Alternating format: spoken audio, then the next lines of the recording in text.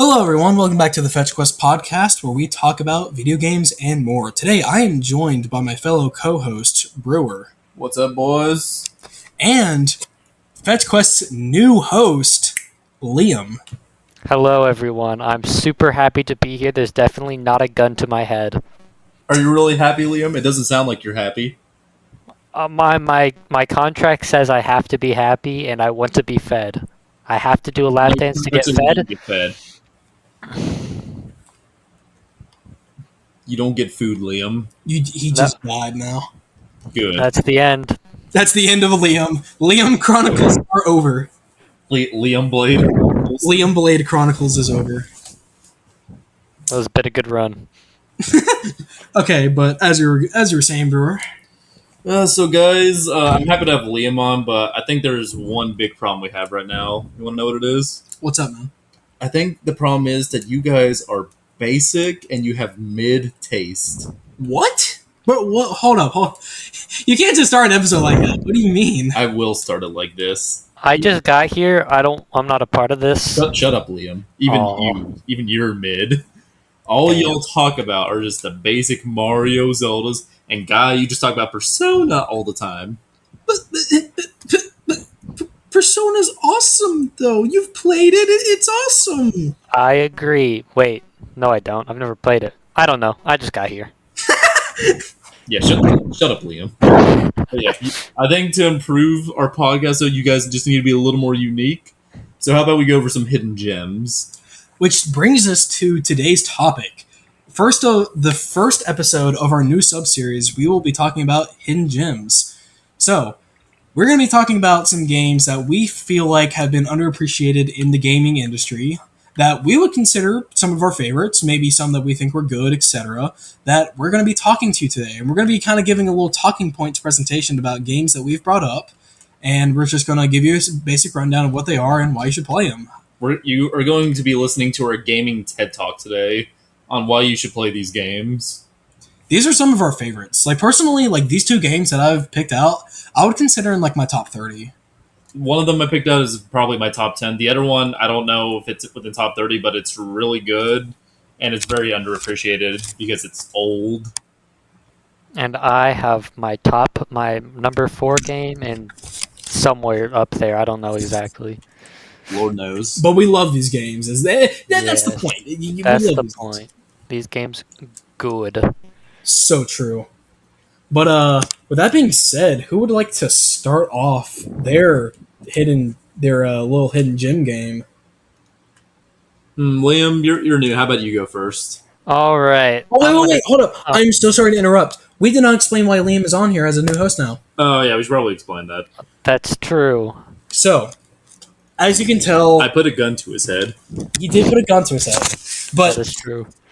As veteran Fetch Quest fans would know that we used to have Hayden. Hayden is dead. Not actually. Hayden just got busy and he wasn't able to do the podcast anymore, which was understandable. So we wanted a fifth slot. And me and Liam... Well, that and I killed Hayden. Yeah, Hayden's actually sitting right next to me in this basement. Can you guys loosen the chain on my leg a bit? It's actually like kept bleeding me. Make us a good episode. Okay. Yes, sir. Of course, sir. But calling me sir? Are you calling me old? I don't like that. No, sir. I would never. Brewer actually got called sir at his work the other day. Now thinking about it, I feel old now. But Liam and I, like, Liam's one of my best friends at college, and before we get back, like, we just realized, like, we're going to be spending a lot of time together. So, and Liam also has, like, some very good takes in gaming, and we love talking about video games. So I just had the idea of, like, hey, I mean, he did really well in our guest episode. What's the point of him not being a host? Because I really enjoyed him talking. I feel like he can carry a conversation well. So I was like, you know what? Why not? And yes. I know he's already regretting it. Because I sold his kidney. Yes, sir. I've lost all my powers. And by contract, his firstborn will get sold to the black market. Yep. Profit is profit. I can't blame you. I can buy more Pokemon cards with that. Oh yeah, speaking of which, Liam, your kidney, the packs I got from that fueled my 60-pack episode. I didn't get nearly as many good pulls as I wanted, so that other Are you kidney's gonna need the other one too? Yeah. Oh, Oh my god. But That or I'll do a Chainsaw Man style. But by that I mean you're losing one of your nuts. oh, I thought so. oh yeah, he did sell one of his testicles, didn't he? Yeah, the first episode he's like, man, I had to sell my left nut, Lamau. and I'm still broke. If you're that broke and you already sold a testicle, like, bro, like, get out of that country. Your economy is shit. But now to actually talk about today's topic, hidden gems. Liam? I would love to Yes. hear your hidden gems, my dude. Come on, let's do it. Okay, my first hidden gem. I feel like it's definitely not the most hidden, but if you guys have ever heard of the game Outer Wilds, Yeah, it was Oh, yeah. made by the original directors of like what Fallout. I think so. Yeah. Well, Outer Wilds. No, that's Outer Worlds. Oh, No, Outer Wilds is made by Annapurna Interactive, and they've also made like Stray, Neon White, okay. I What played Remains Stray. of Edith Finch.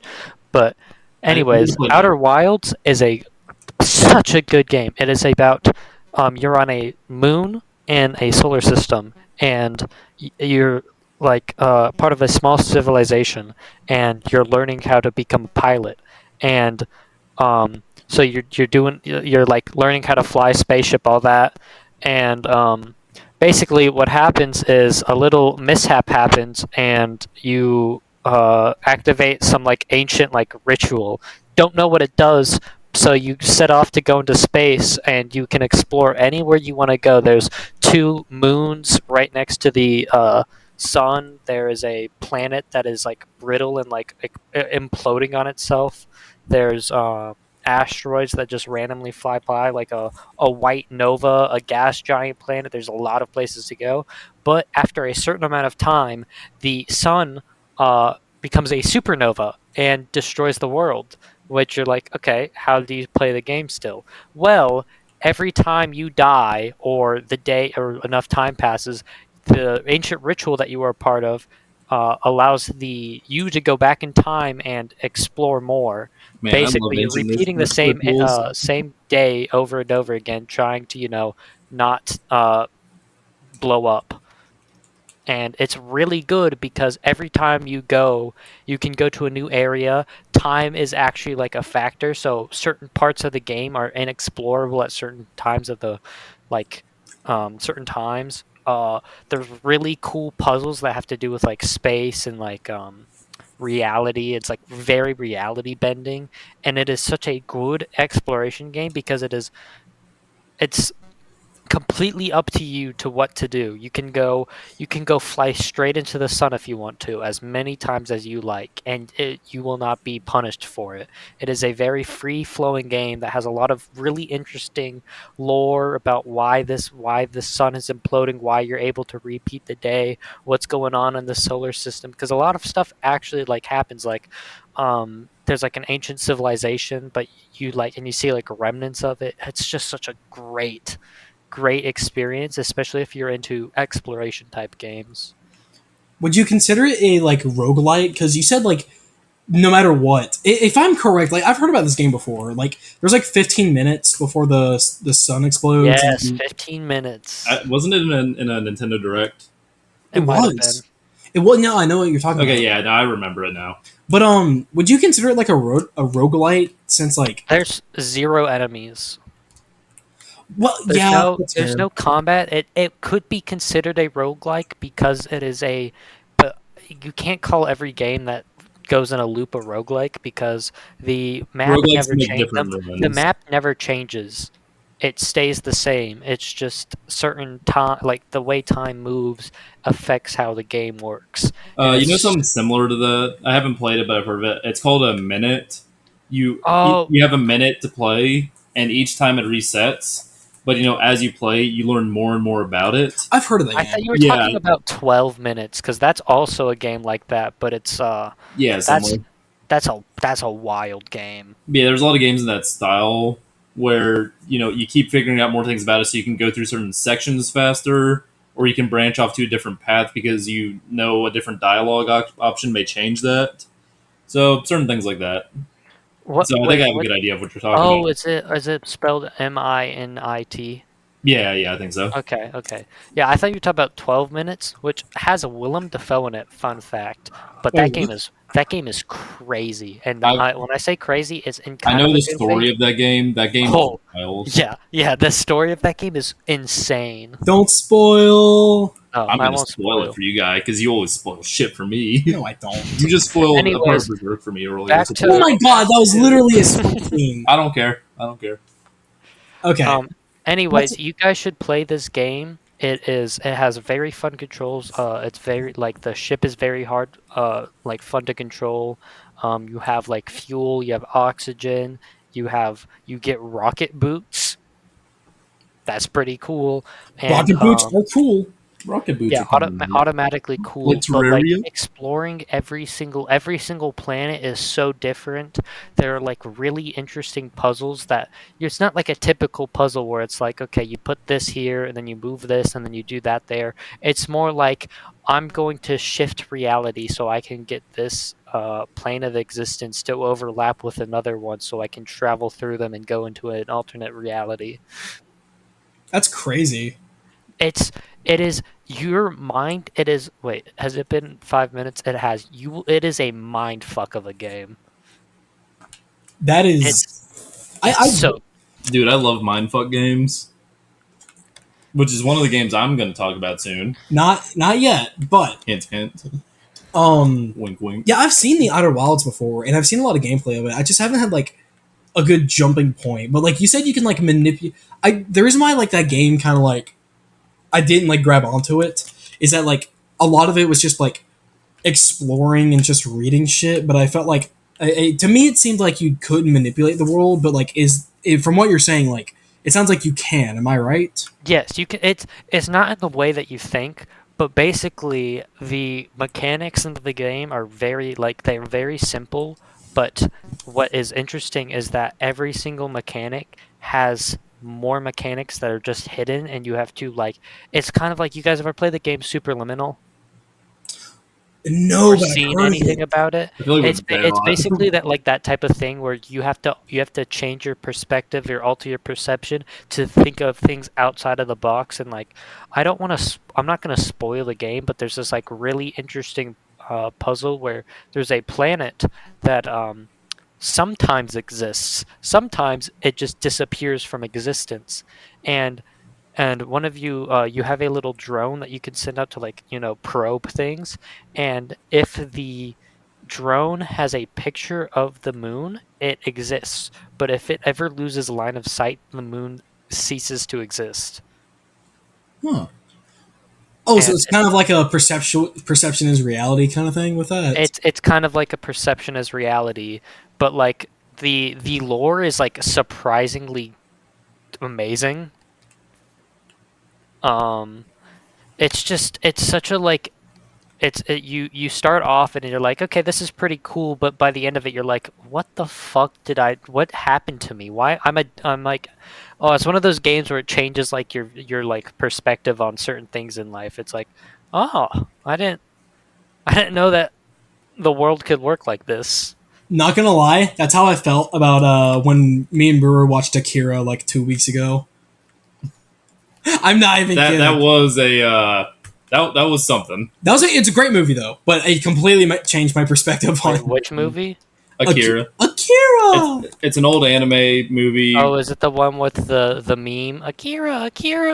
Yes, that. Yeah, that's partially It's- why we watched it. Like we were watching it's the one where it's like and Akira. guys switched to the but dub it's while it was going on. straight mail. Akira, $20. So true. $20 is $20. The unwavering heterosexuality of a man versus $20. Akira. Ah. Oh my god. But yeah, okay, you've definitely sold me a little bit on the Outer Wilds, considering like you said, there's like a lot of obviously not like manipulating. It's a very nuanced game, and it is a slow burn. That is like the downside, is it is a slow burn, and you have to invest time to truly like enjoy the game. My favorite game is Persona. My favorite game is Persona 5 Royal. So don't worry, I understand slow burns. Well, slow burn can mean a lot of different things because if we're talking about Persona, then I think your argument would basically be like, "Oh, my game's 100-something hours. It's a slow burn." No, it just takes a while to get to like the next story thing. You know what I mean? I think like if we're talking about the beginning section of Persona, like the first couple hours can kind of suck because you're just going through story. You aren't in a palace yet. But after that, I don't really think it's a slow burn. No, I think the pacing is perfect, but like it's also just like a game that you need to take your time with. You know what I mean? I understand. It's weird. Weird game, good game, very good. Play it. Yeah, I'm gonna stop talking about Outer Wilds though, because I don't. I'm definitely gonna look into that more. Ever since now that you talked about it. Yeah. So who wants to go next? Me. I think I should go. No, okay, Brewer. I'm gonna kill you. Okay, Brewer. So, I've actually. Okay, which game are you going to be talking about? I'm going to be talking about probably my favorite visual novel of all time that I would highly recommend, especially because it goes on sale for like $8 all the time. The Somnium Files. I'm not even gonna lie. If Brewer was not covering this game, I would cover it. Brewer got me to play this game, and not only is it my favorite visual novel, like it's an amazing video game plot. I genuinely had a fun time playing throughout it, and I will let Brewer explain why it is fucking fantastic. Because first thing I'm gonna say, like Liam was saying before, just like he loves a mindfuck. This game is an absolute mindfuck when you're playing it. Because it's a mystery detective game, so you're going through a case where you're trying to figure out who the Cyclops killer is, and they keep killing all these people and pulling out one eyeball for some reason. On a specific side, too. Yeah, on a specific side. So you're an investigator, and you're trying to figure out why this is going on, and each time you think you're getting closer to the truth, they show you something that completely changes your perception on the case. Because a very interesting part of the game, too, is you can investigate in the real world, right? But then they have what's called the Somnium World. No, the Somnium World? Oh, did turn off, guy? No. It's just the mic charger. It's fine. Oh, that's fine. Okay, but yeah, the Somnium World is basically exploring someone's dreams. So they go to sleep, you sync up with them, and then you explore their dreams, and then you try to crack their dreams to find more information on the case. So from that, you're going to get branching paths from each dream. Yes, that will give you different information on the case, but it's scattered out in such a way that you'll get a little bit of information. You'll be like, wait, but how does that affect this part of the case? And then you'll keep going back and forth until you eventually reach the truth. So yeah, it's just a really good, well-written mystery because once the final plot twist clicks at the end, you're going to be like, holy shit, how did they plan this out? Because every little bit of it was like meticulously just like written down to make sure every part would line up right.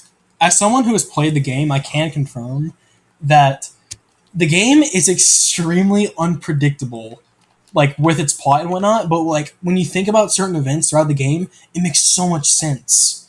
And throughout the game, I was constantly invested in what was going on because I was making theories about the game as it was going on, and so many of them were wrong, but I was invested the entire time. Dude, I remember you went on. I don't want to say too much because your theory could spoil it some. Yeah. But you were going on about how like this one group was this, or these couple of people were all in this, and I was thinking in the back of my head, Lord, does he know? I was kind of right. Kind of. We can argue about that later. But yeah, another thing too is like. One thing that keeps you constantly engaged in it the entire time is its tone and its pacing, because it isn't just a dark mystery murder. It's like a lighthearted comedy, and also just like it has a lot of wholesome moments too with its characters, because its characters are really like one of the best parts of the game, especially the protagonist. Yeah, the protagonist Kaname Date, who is probably one of the most pathetic men alive, especially if you ask Twitter. God, he's a horny bastard. But he's a great horny bastard. Date is legit one of my favorite video game protagonists. I'm not even kidding. Yeah, because he is really funny. He's fucking fantastic. Yeah, and his partner too, Aiba. So in the game, he lost his eye in an accident, so he has this eyeball, this replacement, but it's an AI eyeball. So he has a virtual assistant. He basically has like 24/7 Siri to help him with any problems he has, but she has a quirky personality, And she can also hear his thoughts. especially when he's horny. Because God, does that man love milfs? And porn Oh, that's my type of guy. Literally, one of the action scenes in the game is Date is at a yakuza den because he's trying to investigate. He had a lead that led him to there. Dude, that's one of the funniest things because it's canon that in the lore of Somnium Files, his reaction time goes up when he hears anything about porno mags. So his AI partner, to save him from like someone Getting attacking shot, yeah. she said, "Date, a porno mag's on the floor." He was like, "What? Where?" He reached down, and because of that, was saved from a bullet. Now, for the serious scenes, no, you wouldn't want that, but that's what I was saying before. It has such a good balance in between those scenes. It can go from the nice, lighthearted stuff to really serious and honestly just fucked up moments. There are some fucked moments. Because one of the endings is really messed up, where it just has like a complete bad end for everybody. Oh yeah, I know which one you're talking about. The Annihilation route. Don't spoil it. It's the name. It's not the fucking spoiling anything. I guess so, but still. But yeah, it is just amazing how the game just like it keeps you guessing. The tone is always amazing to where it keeps you wanting to play and find more about the mystery, but then it also keeps you happy with the interactions you find in the characters. And then the Somniums as well, each of them are very different depending on the character. So there's like literally one where it's Minecraft. That's real. It's But then- Minecraft? It's Minecraft. Yeah, it's literally Minecraft. So you explore the character's mind, and to solve the part of the mystery or to get more information, you have to explore Minecraft. You literally have to explore Minecraft. It's awesome. That's awesome. But then, on the same vein, there's another one with a character that's like absolutely deranged. The music is blaring in the black background with like screeching and stuff. And then you just have like pictures of victims everywhere and blood. And it's just like a really freaky scene. So the tone, like I said, it can just change really quickly. Yeah, the game does a really good job of like setting tone, especially through atmosphere and music. Yeah. That's something I really appreciate about it. That's another thing I love about its sequel as well, since I know you haven't played it, but Yeah. its music and like the atmosphere for like the levels, it just really stepped up in that game. That's awesome, dude. Because that's another part I love about it too, is the music, since we've actually used it for a good bit in this podcast because it's good background music. But its music perfectly fits each of the characters for their personalities, their traits, what they're feeling at the time. If it's the funny moments, if it's the serious moments, it just does a good job of balancing it. The wacky kooky. Yes. I Or when Dante is being horny for the 5th time. so true. If you guys like want an investing story, just play it. It's so fucking good. And since this is a TED Talk too, again, it goes on sale for like $8 all the time, which is criminally low for how good that game is. I mean, I bought it for more since I got a physical copy, but it was worth every penny. It's really fucking good. I have to say, Brewer, you sold me on it. I think I'm gonna get it. Man, it's like you've played it before, guy. That's crazy. I would get it, but I don't have money. I'm gonna $8. shove my physical copy down your throat. $8. Yeah. It's on every system. You can I'll get it on probably- PC, Switch, Oh. PS4, Xbox. I'll probably get it at some point, but probably when I have more money. No, that's fair, man. Yeah, it's an amazing game. And again, the interaction between the characters, like the main character you play as, Date, and his partner, Iba, are just genuinely amazing. They're so fucking good. They're such a good duo. But yeah, Because they do a lot to help each other and help each other set each other on a straight path, like Date's brazenness, I guess. And then Iba is just like her logical side because she is an AI, so she thinks things through a logical point of view. rather than like a rash. And like, so they help each other out, and they build like a genuine connection at the end of the game. Does he fuck the AI? No, he doesn't fuck the AI. No. I was just wondering. No, he wants to fuck hot milfs.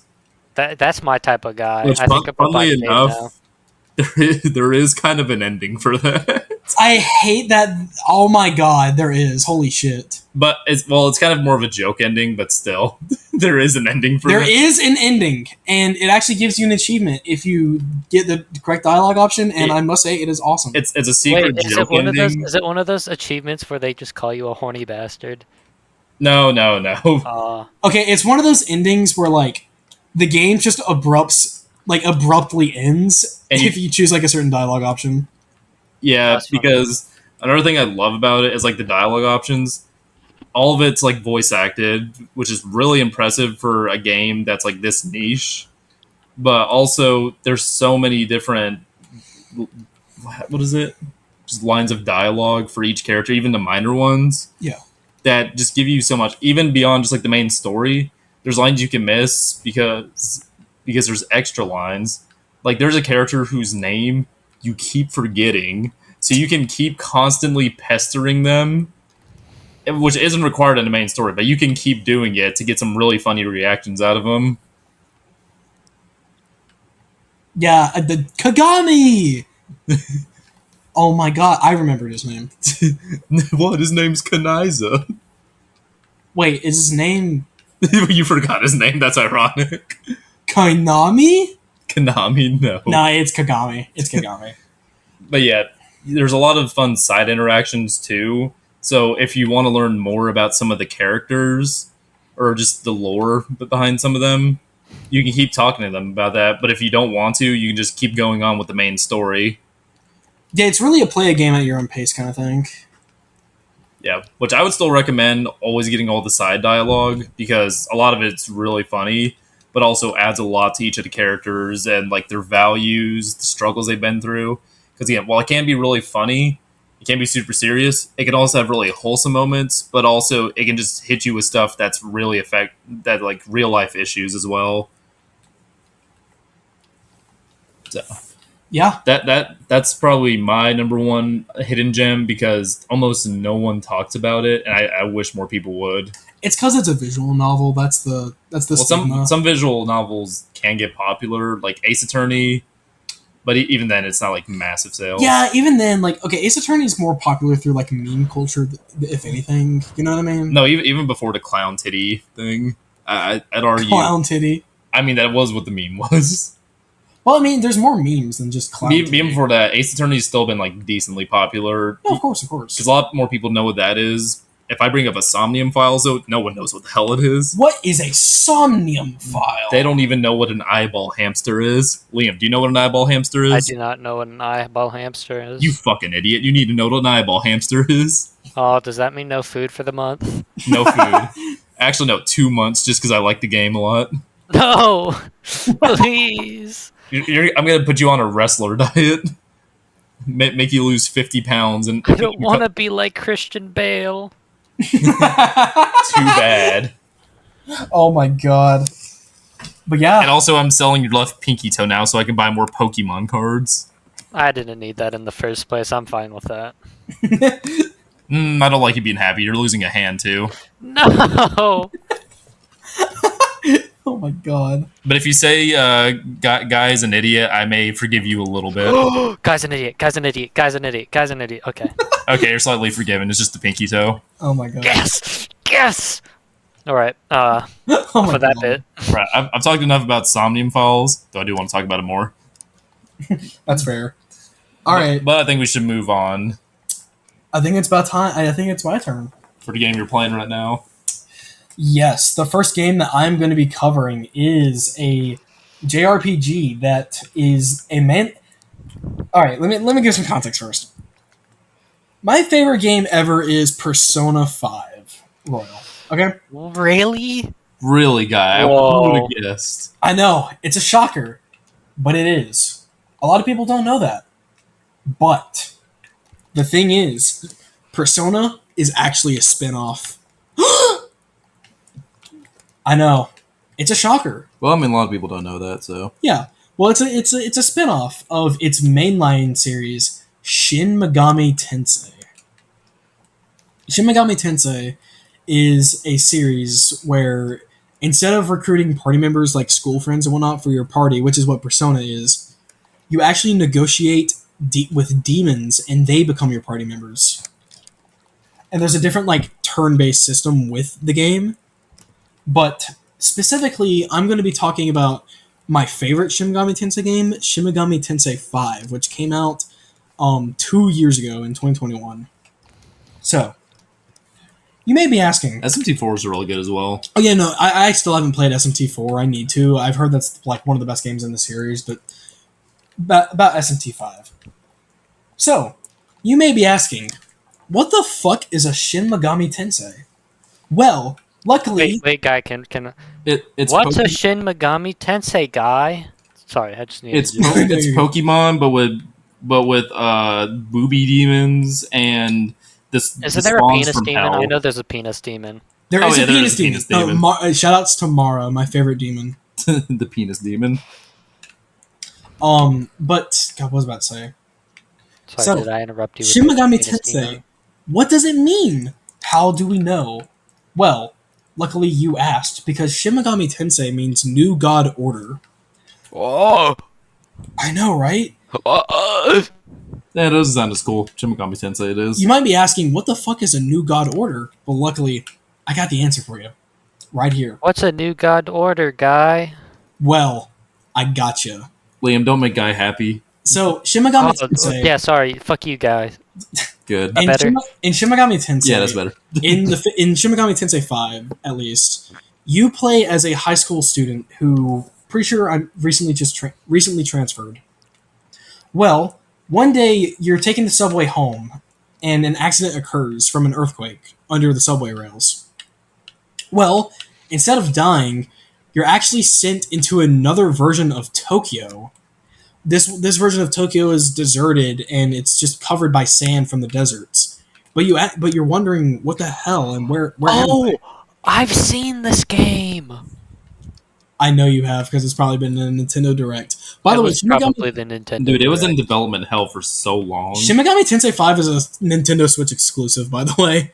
I think it is getting ported to PC at least, but That's good. console-wise, it's still only just Nintendo. Yeah. But you get transported into this desert where there are demons about. They scout you out and they're like, "Ooh, some human. Yeah, let's go kill them." So, they try to kill you.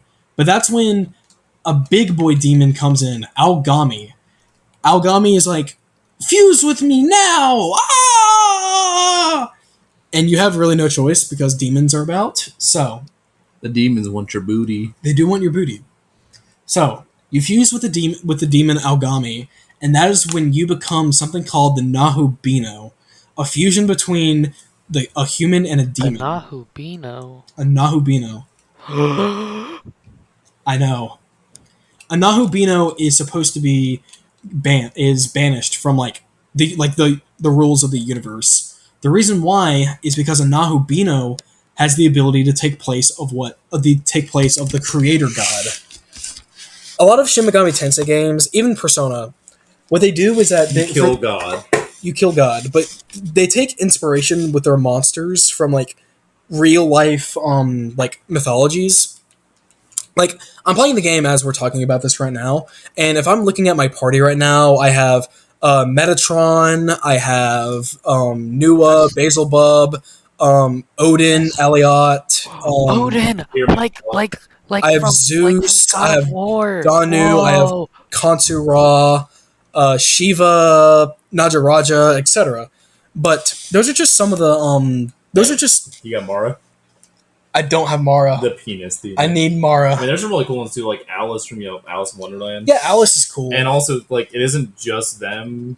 They put a twist on all these people as well. So, oh yeah, you should look up some of the some of the designs of look look up Satan. He's a wild. Yeah, design. Satan in Shin Megami Tensei is fucking whack. He looks cool, but also crazy. But with the Wait, Satan? yeah, Satan in Satan. Shin Megami Literally Tensei. Satan. Shin Megami Tensei.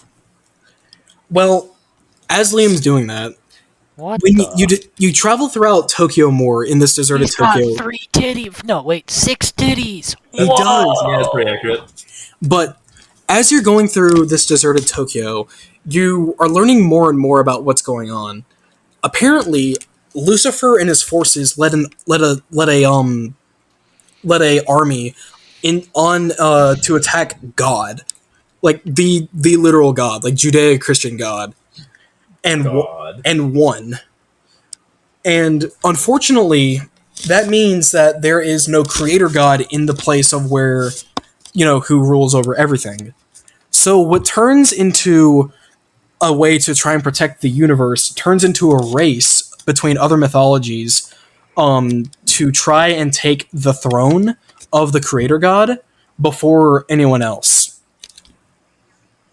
And that's why it's called New God Order, because these games usually end with your character becoming the new god, and the ending that you get is actually dependent on your actions throughout the game.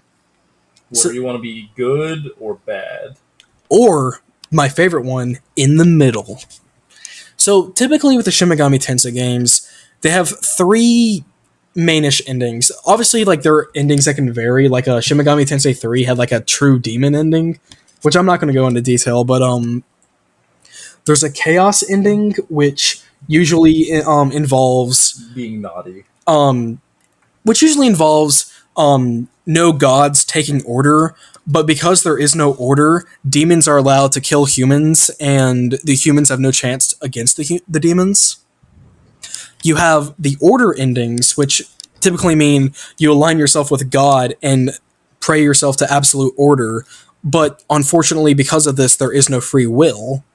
Or you go with the neutral ending, which you guarantee free will, but you also reinstate some sort of order to make sure that people have free will, but also demons can't fuck with humans. That's on the basic level, but it really does make you question your morality, especially like SMT4. I would like to comment on SMT5 more, but I haven't played it yet, so... Yeah, that's fair. I'm glad no one heard what I said. Most of SMT games, they make you go through choices that make you question, like, right or wrong, since if you're thinking on the basic level, you may just be like, oh, I do good things, because God is good, yay! But no, God is bad in this world. Lamau. But yeah... But if that's just some of the story. Let me talk about some of the gameplay. Oh, whew, that's my favorite part. Holy shit! Shin Megami Tensei. If you haven't heard of it before, it is, as the community says, the JRPG. The Dark Souls of JRPGs, turn-based ones. It is hard as fuck. Especially Nocturne. No, yeah, Nocturne's a fucking brutal mess. Jesus Christ. But why is this? Well, it doesn't act like a traditional turn-based RPG.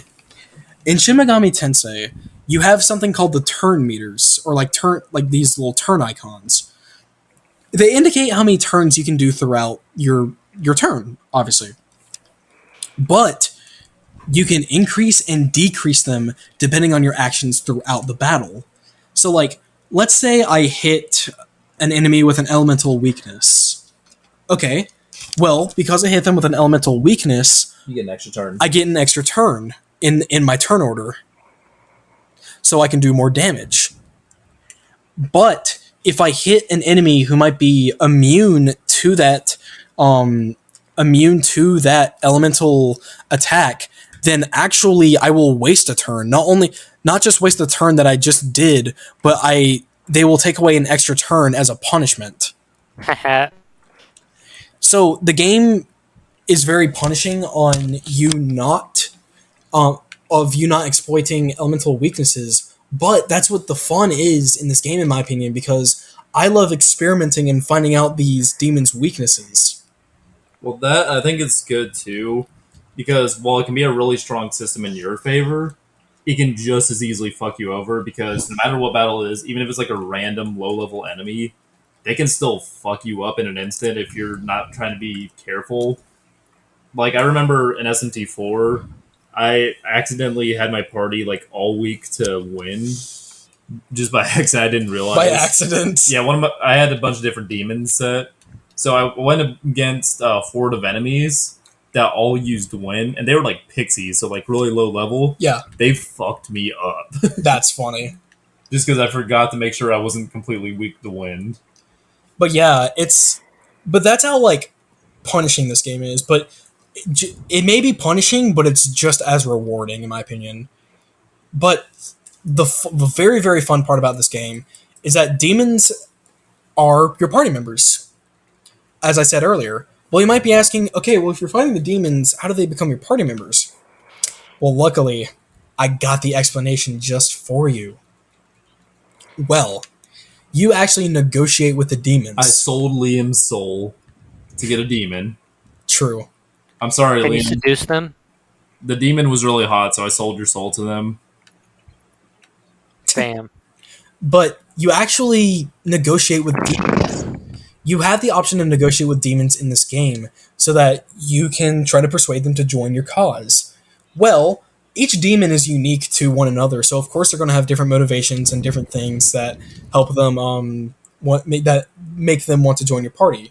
Like, let's say like a very rash demon is probably going to want money or whatnot, or maybe take some HP or whatnot to join your party. Or there might be a very honorable demon who will join your cause just because you almost beat him. It's very unique in demon personalities, and it's something that you can't just randomly pick the same option over and over again. You have to think about the demons and how they act to get the best outcome for negotiation.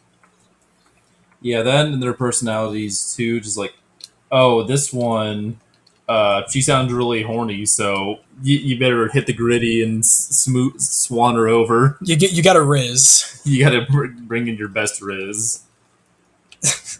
You have to riz, but the demons over time, when you get more leveled up, they become a little underpowered. They suck. They're garbage. But that's when fusion comes in.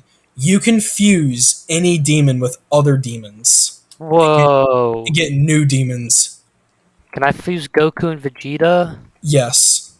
Yo, that's a great game. You literally make them do the fusion dance. You force them to fuse, and what happens is that they become stronger demons. And these fused demons, not only are they going to be better than the normal demons that you're negotiating with, you can actually choose the skills that they inherit. So, like, let's say you had a powerful wind skill on one demon, but you're about to fuse it, and you don't want to get rid of your wind skill. Well, no worry, because the demon that you're about to fuse it into can inherit that wind skill. What? That's awesome. Pretty. So you can pass down abilities that you want and build your demons based off how you want with the fusions. That's probably my favorite part about the game, is that there's so many different builds you can do with the demons because of the fusion and the act of it, which I love. But my concluding points about this game: if you want a really challenging turn-based JRPG where you can experiment a lot with its combat systems, go for it. Because this game, frankly, to me, has so many different options with the combat that pretty much it can be limitless, and no playthrough is going to be the same. So yeah, Liam, have I sold you on this? I'm sorry? Have I sold you on this game? I've never, unfortunately, I've just never been a fan of turn-based video games, Okay, so I don't you know. didn't get food for 3 months. Hello. I'll take it, and if it means I don't have to play a JRPG. Actually, not a JRPG. I'll take it. JRPG's turn-based, bro. It just makes me so... Okay, hey, we're gonna pause for a second. Pause for a second. Oh, okay. What's good? Yeah. What's good? Hello. Wait, how do I put on? So yeah, in conclusion, I would say Shin Megami Tensei 5, if you are looking for a game that is what you want to challenge, you love turn-based combat, you love customization, you love builds, you love exploration, and you love games that question your morality and make you think about your actions throughout it, I recommend it. I think it's a very big hidden gem, considering it's supposed to be the mainline series of an entire franchise. Spinoff sells more. And the spinoff sells more. The Persona dancing games, I'm pretty sure have sold more than Shin Megami Tensei 5. I'm being That serious. is sad. A lot of those are garbage. That's really funny. Persona 5. I thought all of them combined are just Persona 5 dancing. Let me look at this up. Because they're also sold in like bundles and stuff, so it's kind of weird. Look this up. Actually, I want to see this.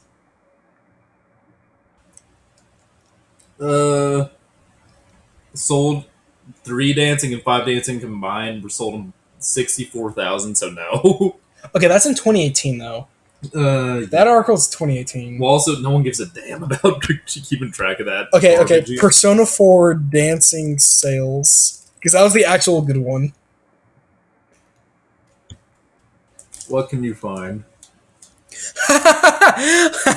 Holy shit! Golden. Okay, worldwide. Oh no, that's just Persona 4. Like normal. Okay. Okay. Yeah, trying to get sales figures on niche things like that, you'll have to really look it up because it'll take a while. Okay. Point is, this series, the Shin Megami Tensei series, is very much outsold by its spin-off series, which is really sad. But yeah, I would consider Shin Megami Tensei 5 a very big hidden gem. I love this game. There are 4 different endings you can go for. I think completing it's very fun. The combat's fun. Yeah, again, like you said, if you're into a challenging combat system, go for it.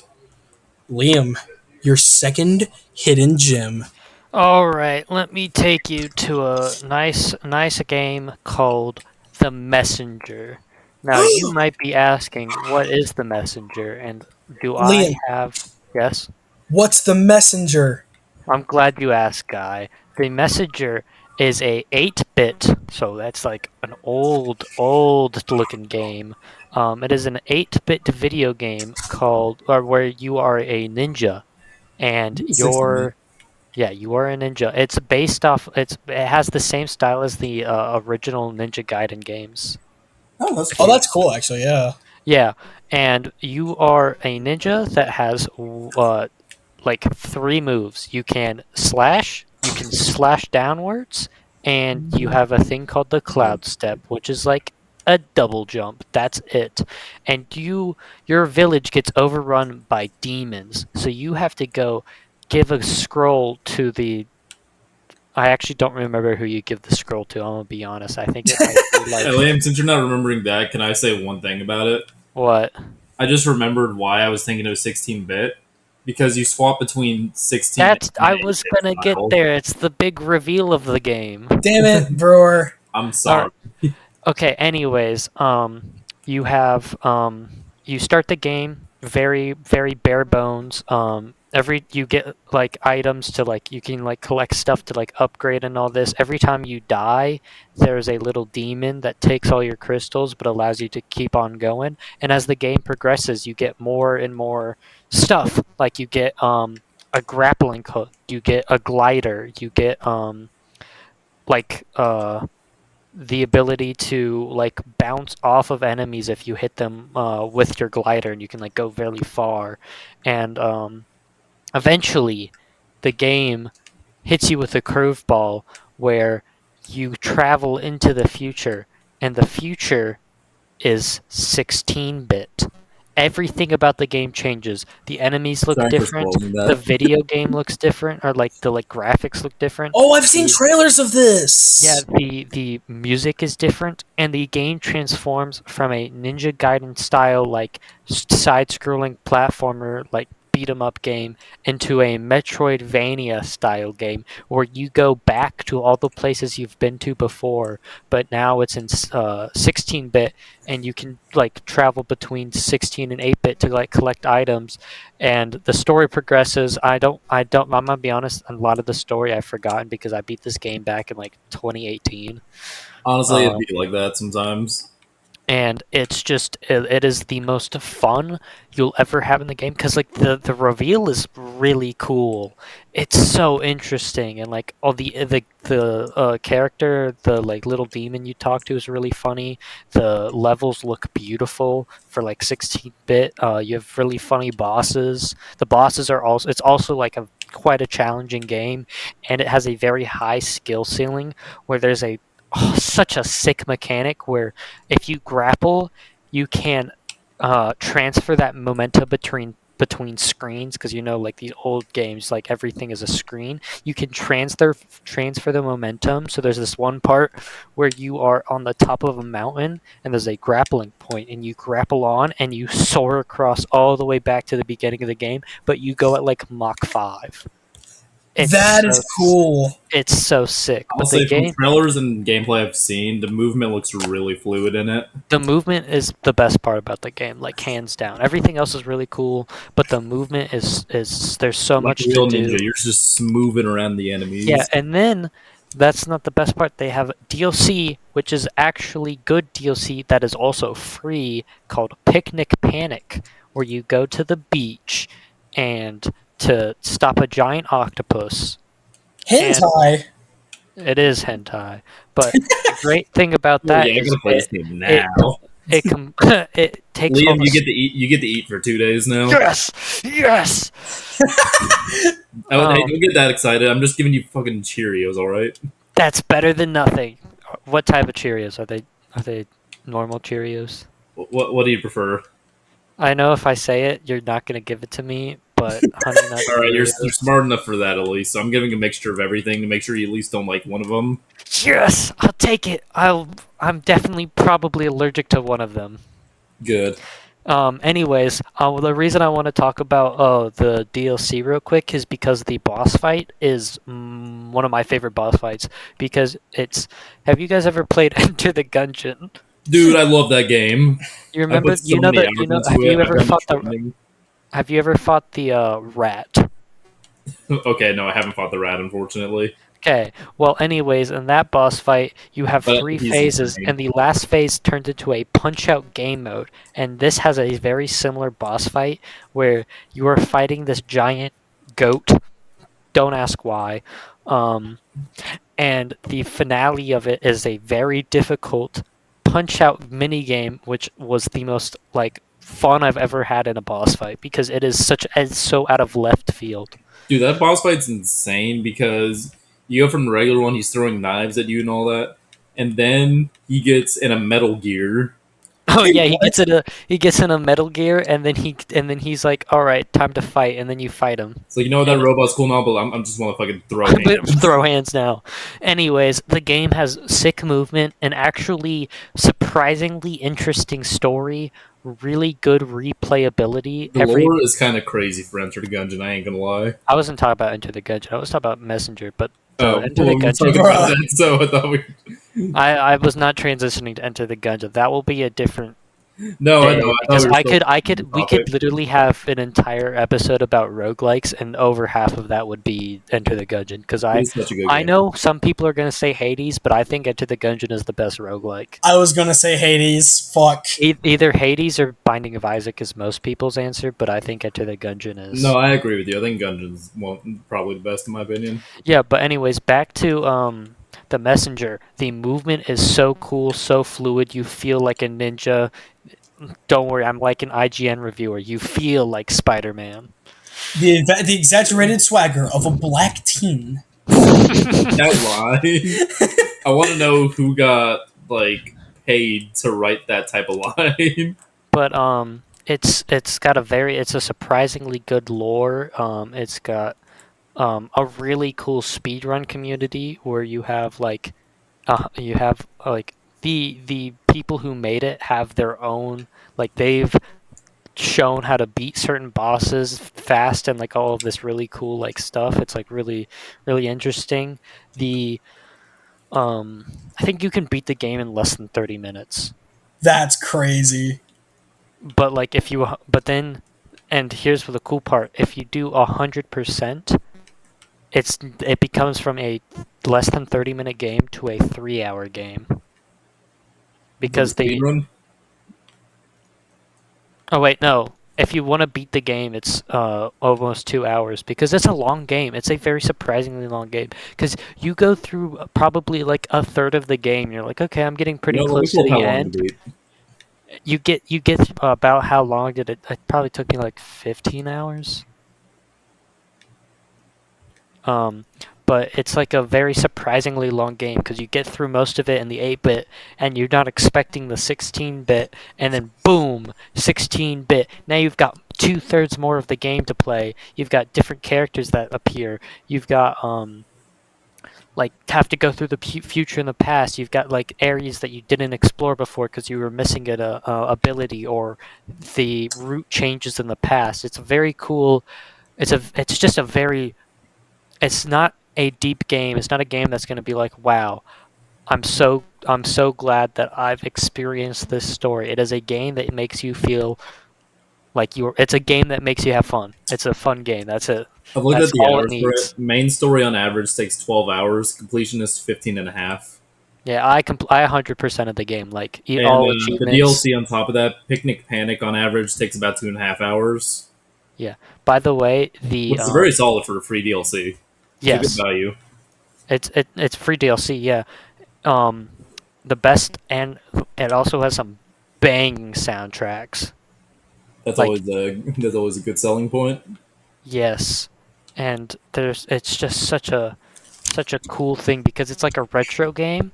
It's a retro style game, but it feels as fluid as like a modern game, and I think that's what you want. Yeah, fluidity in like games like that, especially like Metroidvanias, I feel like are a very big priority, and we've seen like the success of it, especially recently with Metroid Dread. Fucking love that game. Also, like Dead Cells, if you play that, jumping around through the Oh, road. I love Dead Cells. Dude, the movement in that is so fluid. Like you move around, like, holy shit, this feels nice. I love saying I play Dead Cells, and they're like, "Oh, that's so cool." I'm like, "Yeah, it's my favorite mobile game." That's so true. And they always get pissed. Every single time they get pissed, and I don't know why. It's just out on mobile. Why are you so upset? Because it's a derogatory thing.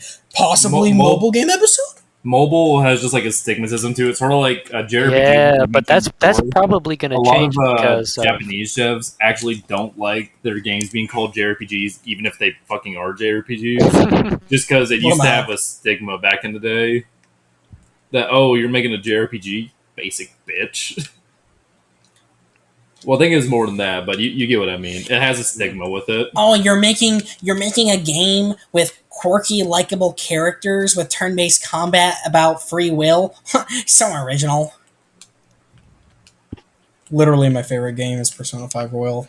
Let me preface that right quick.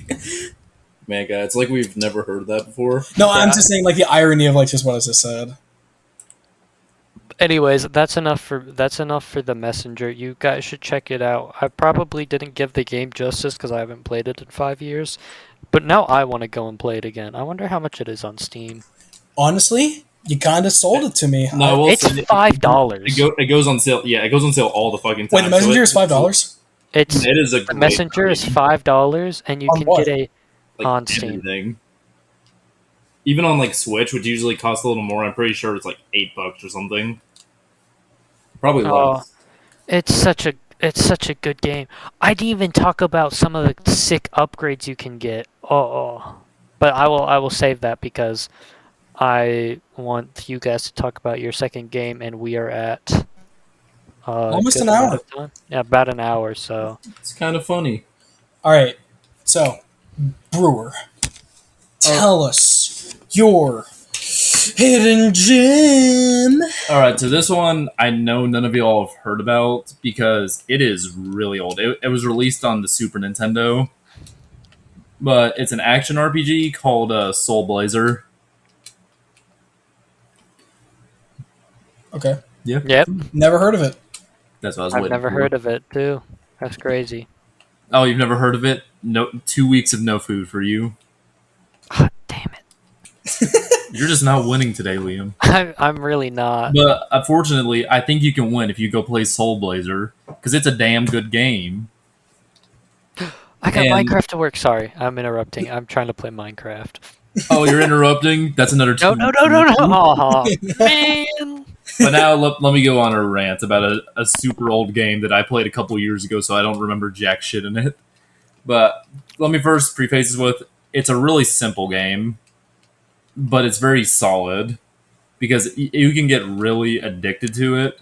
Because in the game, there's this really greedy king, and he's like, man, I want money because I feel empty without it. So to fix that, what he does is basically sells all the souls of everyone in his kingdom. Yo, Lamau? So, just a really benevolent and great king. Dude, that sounds like Berserk. Shut the fuck up. I'm going to shove a copy of Berserk down your throat to make you shut up. Please. You would probably enjoy that, though. I would. So I'm going to shove Attack on Titan down your throat instead. No! Specifically the last volume that you hate. No! Can you give it to me instead? I would like it. Yeah, Liam likes the ending. I like the ending. Liam, 5 years of no food. Okay, that's a different discussion. Yeah. But yeah, so because the king is, very greedy, as a hero, you're going on a quest to, like, save everyone's souls. And the souls don't just include people, they even include the souls of a house, the souls of a flower, the souls of this random pig. Just about everything has a soul. So to restore their souls, you have to, like, fight a bunch of enemy in these dungeons and then hit these panels that will free them. So it's really part of what makes it addicting is as you're slicing through these enemies and freeing them, you keep seeing the towns that you visit. They keep, like, getting more and more vibrant. They keep getting people back. They get their villages rebuilt. And it's just really satisfying to see just, like, all this stuff. Just, like, you finally get the complete town that was originally just empty because you run through it and it's just like, man, this is depressing as hell because it feels like a tech demo when you're running around. There's just nothing in it. Then you go into the dungeon, you kick a couple guys' ass, and then boom, there's people to talk to. Bro, I hate to say this. Yeah. When you said, like, even the house has a soul, this reminds me of a Trash Taste highlights video I watched. Yeah. Where, like, they had to pick out a certain hentai to read. Oh god, where are you going with this? And what was with you and porn tonight? Oh my god! But one of the one of the hentai they picked out was what the just one of the ones that they picked out was like the doors. Every door in the world was like a girl, and like to open it, you had to fuck it. I thought we were honestly that's a real thing. That's real. I can imagine that because Japanese people are crazy enough to do that. Yeah, so like to unlock the door, you have to like fuck the girl who's like fused into the imagine door. Every time you gotta go to the bathroom, you gotta fuck it. Exactly. Yeah, so they're like, oh god, I really gotta. I left fuck me first. Like, god damn it, just make this quick. 2 minutes. What happened? Don't worry about it, Liam. What happened? Oh my god. I was so confused. Okay, keep going, please, brewer. I don't know how I can go back to it after hearing door fucking marathon. Is that actually what it's called? No. Okay. That's what it just sounds like when you described it. Okay. Yeah, I have no idea what it is, but just sort of like how those doors are pick up and play. Soul Blazer is also a good pick up and play game because you pick it up and then you can play a bit of it. Just free a couple of souls by killing some enemies, and just set it down, then come back to it. So just a really solid title. It isn't the most amazing thing in the world. It's not going to blow you away with a good story or anything because it's really simple. But it has some humorous enough moments. It has some likable characters as you go through the game. Guys still laughing about door fucking. I'm still so lost. Its gameplay is very simple with its combat because you swing sword, sort of like Zelda. You swing sword, like Zelda. Yeah, top down ones. You have some magic, but some of them can be either really good or like really weird. But the dungeons are really fun to explore. The enemy designs are great, and the boss fights can be really challenging. Yeah. So that's what I would recommend. If you can find a way to emulate it, or I think it may be on Switch Online. Maybe. Don't quote me on that, but check it out if you can. It's a really solid game that doesn't get a lot of love or attention because it's really old. Yeah. Hasn't been advertised too much. So there's just not a lot of people that know about it. I imagine there's like a lot of potential with that game, like because like you said, like everything like has a soul, right?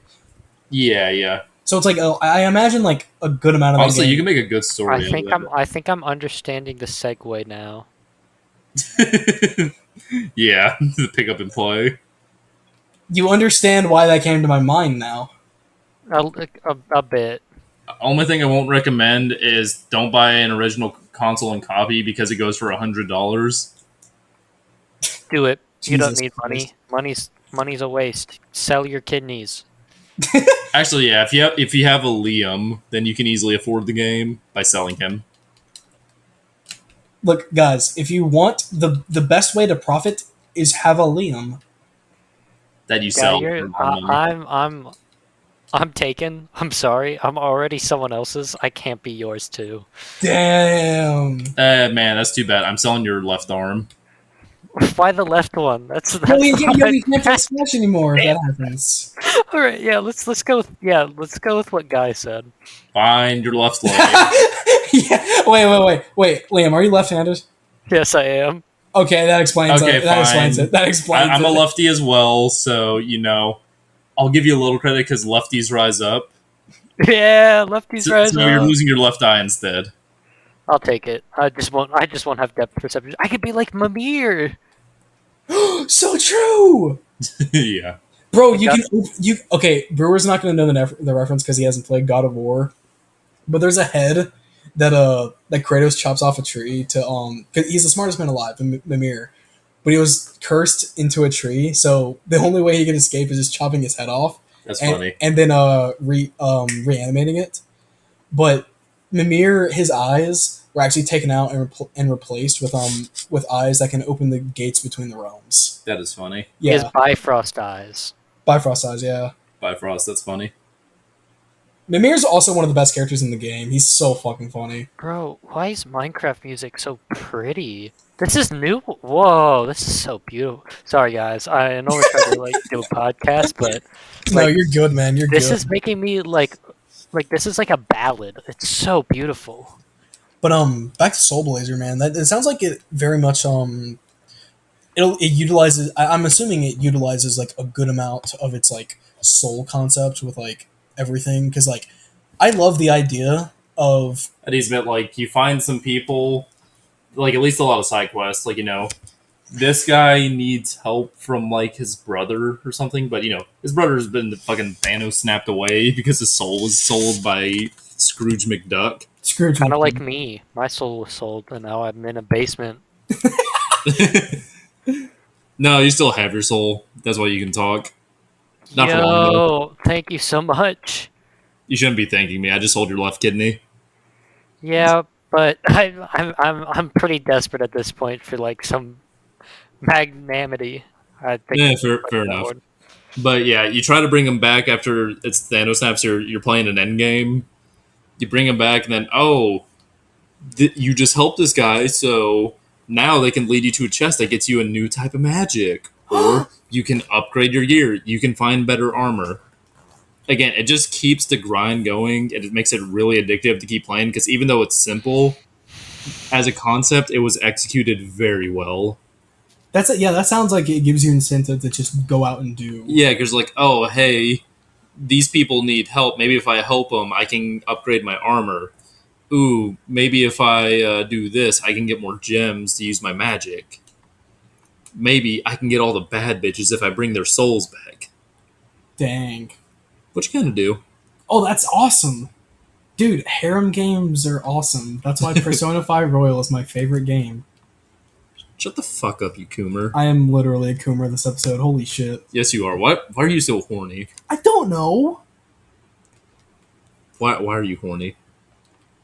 I have testicles. Fair enough.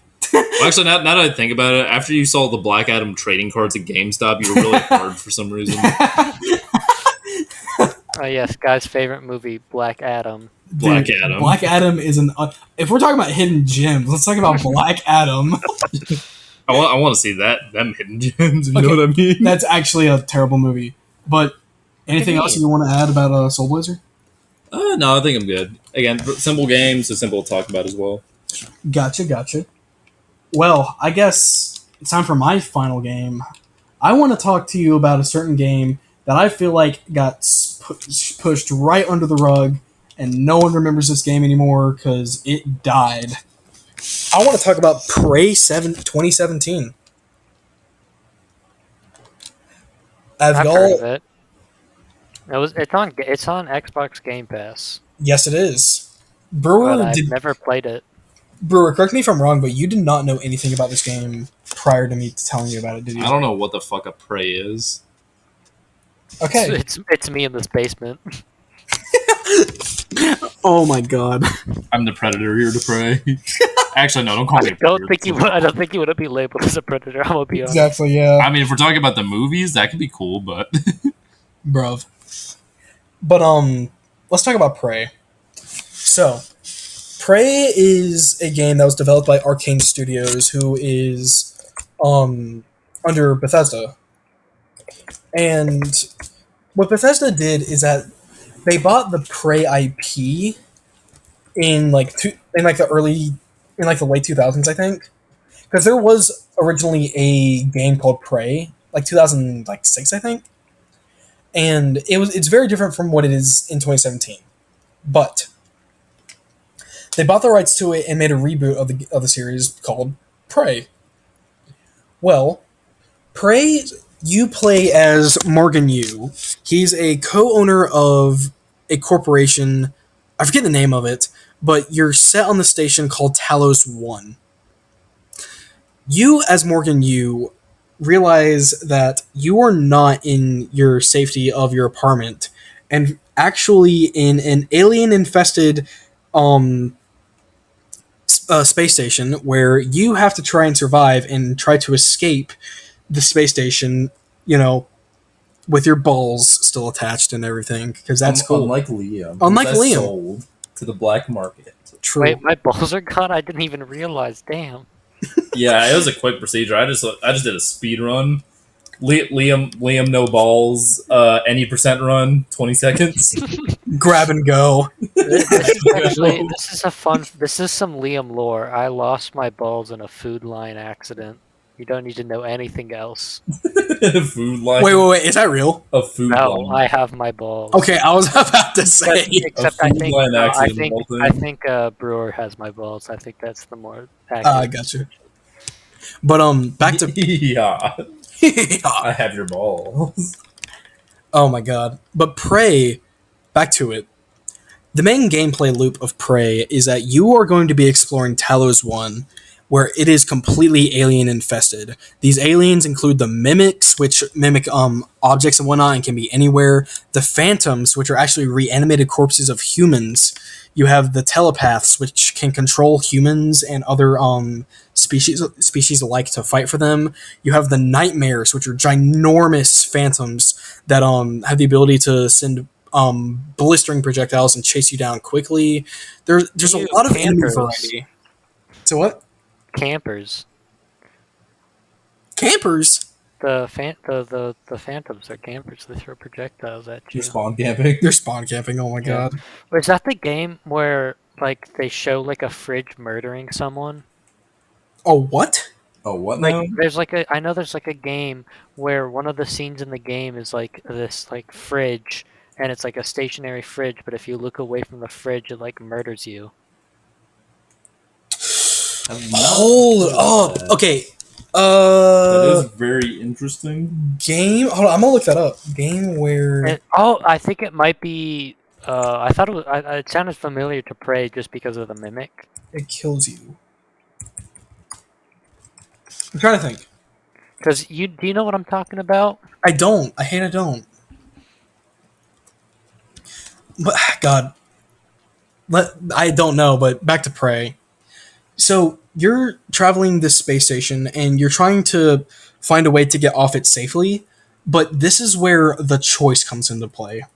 Prey not only is a first-person shooter, but it's also a RPG where you get to choose your own route throughout the game. This is mostly within how you explore the space station and your skill trees. I found it.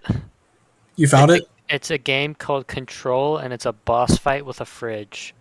Oh, Lamau. Oh, there's another one with the weird psychic stuff. Yeah, I think so. I never played it. I just remember there being a fridge, and the fridge killed a guy or something. It'd be like that. But when a fridge kills me. In Prey, how you're able to customize yourself is unlike any other game I've really seen of its type. You have something called neuromods. In lore, neuromods were the things that they had alien DNA in them, which you would inject into your brain to where you would gain alien powers.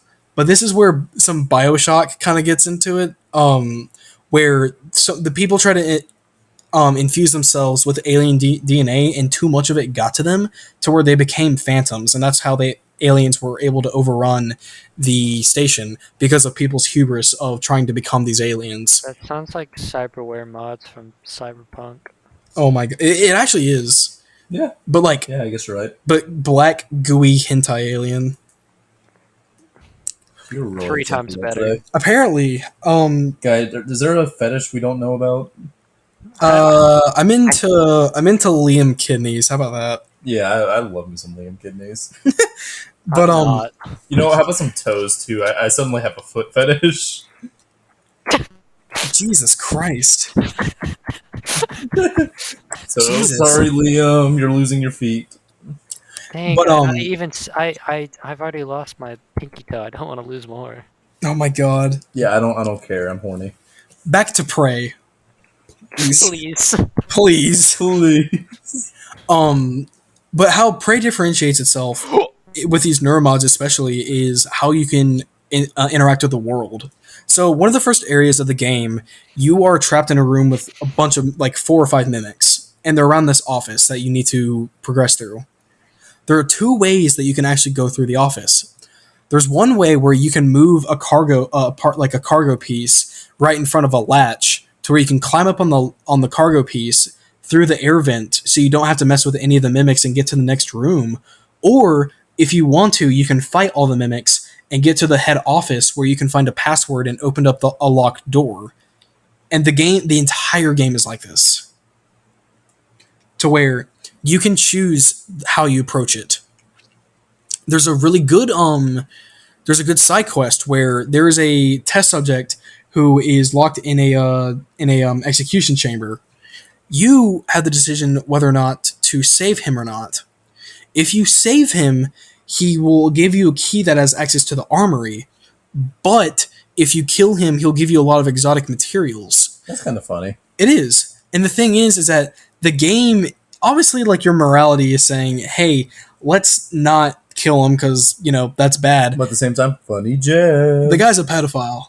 Yeah, that's just what the guy in the thing is a pedophile, and he's like a criminal. Wait, do you know that at the time, or? Oh no, the computer that you press to execute him has his files that you have to read beforehand. Oh, okay. Yeah, so it's either I kill him because I do have my own moral sense of justice and get free materials, or I let him live and he gives me the key to an armory. But he could also maybe touch a minor again. Exactly. And that's not epic. But yeah, that's what the entire game is, this decision making. Diamonds. Sorry. But this entire game is this decision making process of you trying to explore Talos 1 while dealing with the aliens in your own way and trying to interact with NPCs and do your own side quest. There are different endings depending on what NPCs you actually find throughout the game. And of course, there's different ways to traverse the station. Back to traversal, one of the guns in the game is called the glue gun. You literally just spew out goo.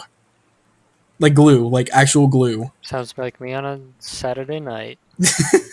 Oh my god. Not without your testicles. Not anymore, Liam. Not if I have anything to say about it, and I do. I guess that's true. But with a glue gun, it's meant for slowing down enemies when you shoot at them because glue is sticky. Man, who would have guessed? But the thing about the glue gun is that actually, when you shoot it out, you can actually create platforms if you shoot it on a wall. So in the early parts of the game, there's a second story which you cannot access at that point of the game. But with the glue gun, you can make your own makeshift stairway and access that area earlier than need be, and you can actually get like mid-game items from that. That sounds like Tears of the Kingdom, making my own makeshift solution to solve shit. Yeah, that's literally it. It's that, but a first-person shooter. I'm not even kidding. Neato. And that's actually a part of the theory why I think this game got forgotten. It came out in 2017, and if anyone knows about 2017, that was a goated year for video games. I mean, we had Breath of the Wild, we had Persona 5. What else came out? Look it up, because there's a lot. Yeah, 2017 Game of the Year nomination. Oh, Mario Odyssey. Holy fuck, Mario Odyssey. God, Mario Odyssey, Horizon series started. Oh my god, there's so much that came out that year. That thing just got fucked. They had no chance of getting popularity. Yeah, and here's the thing. Prey came out on May 5th, which was, kind of around the time of Breath of the Wild, which came out 2 months prior, and Horizon. So, obviously, it was being overshadowed by that, and not just that, but it came out in a buggy state, unfortunately. So, of course, it's gonna be forgotten, unfortunately, and it's really unfortunate because this game, to me at least, was so magical, such a good experience, and I really hate that it's not played more, because I think it is the perfect survival horror FPS game. Yo, and they got camels. Sorry. You're good. But I do think it's like this perfect FPS survival horror game where you can do whatever you want, and it's so replayable because of the different skills you can have to your character and the different ways you can approach Talos 1. Oh, I didn't even mention the DLC. The DLC is called Moon Crash, where it's a roguelike. Mm-hmm. They turn Prey into a roguelike. So you can choose between 5 separate characters that all have their own different skills and whatnot. And they're all NPCs from the base game. And the entire point of it is to try and go through like this designed level as best you can, but the level will change depending on the the corruption level. Yeah.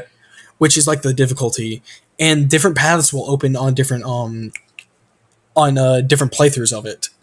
And by doing this over and over again, you gain better items and better gear that you can start out with throughout the thing. But as you do that, your corruption level is going to get higher and higher.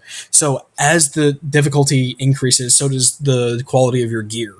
It was a really fun DLC that they added for Prey, and it gave a lot of replayability with the combat and the systems of the game, while also giving us a new map to fuck around with and new lore. That's really cool. It's really cool, and like, I hate that the Moon Crash update got really fucking sidelined because the game was forgotten at that point. Yeah. That's the first thing. DLCs can take a while to come out, so any hype around the game, a lot of times the DLC they spent like Lord knows how long working on will just not get played by a lot of people. Exactly. Or won't sell too well because the hype's gone. Exactly, and it's really unfortunate because Prey's in that situation, which I think they made it free for a bit, if I'm not mistaken. Like on Game Pass? Or no, I mean like just a free update because like no one was buying it. Oh damn! I know. I think you have to pay for it now, but I think you can also pay for it as a separate application. But yeah, that was my thing on Prey.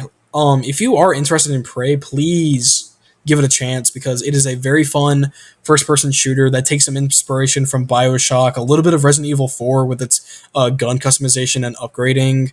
Liam, I know that's hitting your dopamine receptors. You know that image is like the monkey is like neuron activation? Yes. That's what I'm imagining. That's definitely Liam right now. But yeah, that's my thing on Prey. I love this game to death. It's one of my favorites, and I hate that I'm the only person who really knows about it because it's such a unique game for what it is, but we're probably never going to see anything from this series ever again. Yeah, that is unfortunate. Like, even my Hidden Gem Somnium Files, yeah, it got a sequel. It got a sequel last year. Yeah. Yeah, and the developers are like pretty well known because they've made Danganronpa. Yeah, that and it's like get another sequel. I mean, like Soul Blazer probably will never get a follow up. It'd be lucky if ever got like a nice remake or something. Yeah, but I don't see people really jumping on that anytime soon. Wait, hold up. Liam, you don't like Danganronpa? Oh, I played through. I don't even. I did like one mystery, and the game was so bad. You're gonna have to speak up a little louder. I played. I did What was like. that? I played. I played the first game. I did the first like mystery portion of it, and I was like, this game is incredibly boring, and stopped. I've heard a lot of opinions on Danganronpa, but boring is not one of them I've heard. Yeah, I've before. never heard boring, but then again, I've never played this games before. It's just. It is wacky. It's a very wacky game. The violence was like, I don't know. It was just like, it wasn't like funny. It wasn't like funny violence. It was just like depressing. Like it was like over the top. I mean, that's kind of like, supposed. I think it's supposed to be the point of it, just like Yeah. despair. yeah, it just like, hey, it wasn't my thing. I actually played it last year when I broke my foot and I was stuck in my room. I mean, I don't know. I think sometimes though, like if that's the point of the game, maybe that isn't a reason it should be criticized for that. Like Elden Ring, for example, a lot of people criticize the games like it's too hard. I'm like, bro, that's literally what it's designed for. It's like I feel like It might just not be my. It might probably just not. yeah, be it's fine. me. I think in that case it's fine. But it's the same as like the reason I always hate that like Elden Ring thing is like there should be an easy mode because it's not a developer intention. If it's designed around that, yeah, that's fine. But it'd be like going into a horror movie and be like, man, I can't believe that thing was rated M. It had I can't believe they didn't and that little tell me Billy graphic jump couldn't scare. watch it. You know what's funny? This is a topic for another day about game difficulty, but I think Elden Ring, though very challenging, I think is the second easiest Souls game. That's saying something. Yeah, That's because of just the amount you can do in that game. yeah, the accessibility, but that's for another day. So you go fight Melania. Exactly, but that's for another discussion. That's for another time. That's been our guys. Are there any concluding points we want to talk about with hidden gems? I've got a bunch. Most of them have at one point been on Game Pass because that's where I get most of my games. Game Pass honestly has some really good, just like niche titles. Yeah. But you should definitely play The Messenger. It's very cheap. Outer Wilds is an wild experience. Please don't hurt me. I'm hurting you. Damn it. Liam. But those are the games I like. These guys also had some cool games. I didn't hear what Soul Blazer was because I was peeing, but I did hear about the hentai door thing. So Great to hear, Liam. yep. I think that's me. I think other than like the games I mentioned before, like Somnium Files and Soul Blazer, like please find a way to play them if you can, especially Somnium Files because it's on all platforms and it goes on sale like all the time. Date is very relatable. You will love him. Yes, you will love Date and Iba's interactions, but I think just maybe every now and then, like don't get me wrong, big AAA releases like Tears of the Kingdom and God of War Ragnarok are amazing, but I think every now and then finding some like a smaller title that maybe didn't have the biggest budget, but it's just fun to play through. I think sometimes those can just be nice, like a good change of pace. For sure. Well, they're called hidden gems for a reason. I mean, there are some AAA games that could be considered hidden gems too, like if they didn't perform well. But I think just in general, I mean, like sometimes go for like some of the smaller titles or just like titles that didn't get as much love. Yeah, like Prey, for example. That was a AAA game. Or find some crazy cult that is addicted to the game, even though it has like 5 viewers on Twitch or something. Shadow of the Colossus. Maybe, but I don't know if I consider that a hidden gem. Yeah, well, it's a masterpiece of a game. Don't get us wrong. It is. We fucking love the I game. played it. You can play it in one time. What's your favorite Colossus? That is a really hard. Phalanx, the 13th one. It's the flying one. That is a really good one. Yeah. I don't know the name of it, but I like the third one. Oh, Gaius. You mean Big Sword? Big sword guy. It's like Berserk. It's the poster child, I think. Yeah. He is. Oh, it's such a sick fight. Anyways, back to hidden gem. Yeah. That was it. Yep. That was it. Yeah. I'm glad we did this as a first episode because hidden gems, obviously, these 6 games that we brought up, they're not the only hidden gems out there. Please give us suggestions in the comments below about what hidden gems you want us to talk about or us to play even.